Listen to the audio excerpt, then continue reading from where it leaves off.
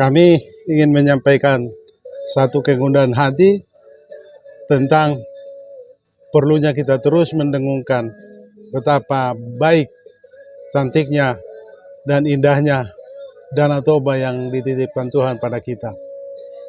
Sebagai penulis, kami selalu mengamati apa yang kurang sebenarnya untuk kawasan Danau Toba.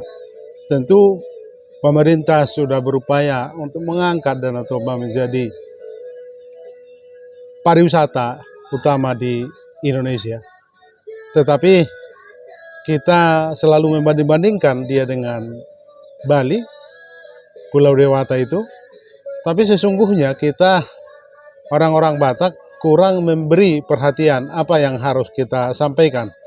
Selain kita punya Keramat Tamahan sebagai tempat wisata yang penting kita dengungkan, tentu kurang narasi, kurang orang-orang yang menarasikan apa sih yang perlu diceritakan tentang kawasan Danau Toba.